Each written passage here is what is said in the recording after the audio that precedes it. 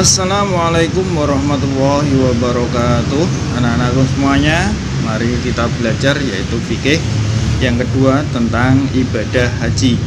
Perlu diketahui bahwa sejarah ibadah haji itu dimulai sejak zaman Nabi Ibrahim beserta putranya yaitu Nabi Ismail alaihissalam, yang beliau oleh Allah Subhanahu wa taala beliau diperintah untuk membangun Baitullah yang sekarang kita kenal yaitu Ka'bah. Itu ketika zaman Nabi Ibrahim diperintah Allah untuk membangun Baitullah.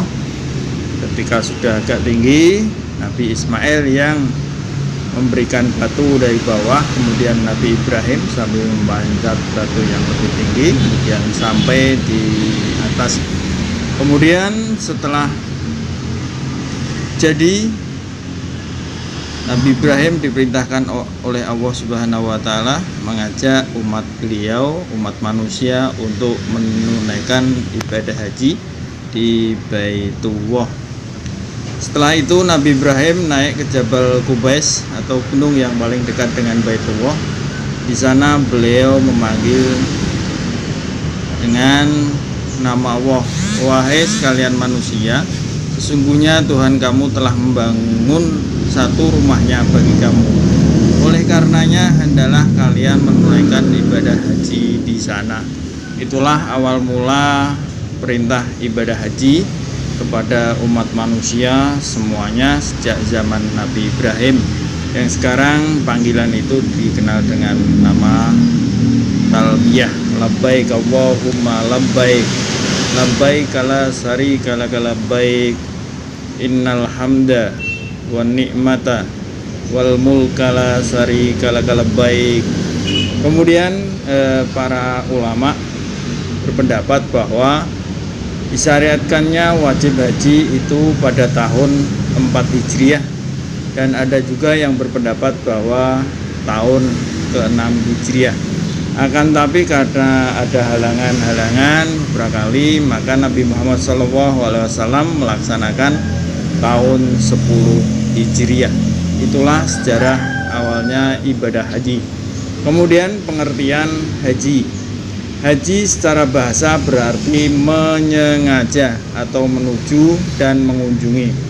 Adapun menurut istilah, haji ialah sengaja mengunjungi Baitullah dan tempat-tempat tertentu untuk melaksanakan amalan-amalan ibadah tersebut dalam waktu yang ditentukan, yaitu pada bulan haji, bulan Dzulhijjah. Kemudian hukum haji. Perlu diketahui bahwa pelaksanaan ibadah haji itu hukumnya wajib menurut surat Ali Imran ayat 97, bahwa hukum haji yang sebenarnya adalah wajib. Namun apabila terdapat keadaan tertentu, maka hukum haji dibedakan menjadi 4. Yang pertama adalah haji hukumnya wajib untuk pertama kali bagi kita yang mampu melaksanakan ibadah haji. Kemudian hukum yang kedua adalah sunnah. Apabila mengerjakan haji itu untuk yang kedua kalinya dan seterusnya, itu hukumnya sunnah. Haji dikatakan hukumnya haram. Yang ketiga, hukumnya haram apabila pergi haji dengan maksud membuat kerusuhan dan kerusakan di tanah suci. Jadi ketika anak-anak pergi haji kok di sana berbuat kerusuhan, maka hukum haji yang kita lakukan adalah haram. Kemudian yang keempat, hukum haji yang keempat adalah makruh. Apabila ia sudah pernah haji sementara masyarakat di sekelilingnya masih banyak yang kekurangan, butuh bantuan, maka hukum yang kita lakukan ketika kita pergi haji adalah makruh. Kemudian selanjutnya adalah dalil tentang perintah haji. Dalam Al-Quran, dalil yang memerintahkan tentang kita untuk melaksanakan ibadah haji yaitu dalam surat Ali Imran ayat 97 yang bunyinya, A'udzu billahi minasyaitonir rajim. Bismillahirrahmanirrahim.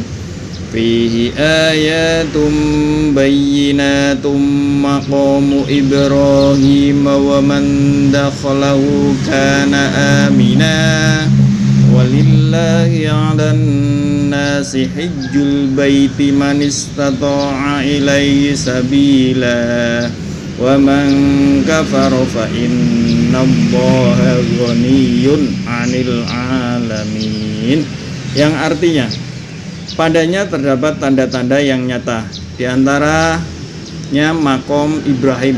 Barang siapa memasukinya, Baitullah itu, menjadi amanlah dia.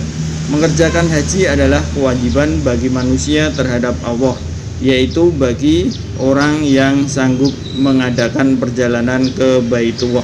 Barang siapa yang mengingkari kewajiban haji, maka sesungguhnya Allah Maha Kaya, tidak memerlukan sesuatu dari semesta alam. Ali Imran ayat 97. Kemudian dalil yang kedua, surat Al-Baqarah ayat 196. Bismillahirrahmanirrahim. Wa atimmul hajja wal umrata lillah.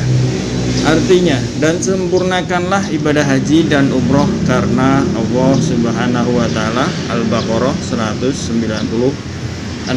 Itulah dalil-dalil yang memerintahkan bahwa kita diperintahkan untuk melaksanakan ibadah haji dan umroh sekaligus. Kalau tidak mampu haji karena antrinya lama, ya kita umroh dulu kalau kita punya sisa harta dan mampu segalanya. Kemudian selanjutnya yang D, yaitu syarat wajib haji. Ketika anak-anak melakukan ibadah haji maupun umroh, tentunya ada syarat-syarat yang harus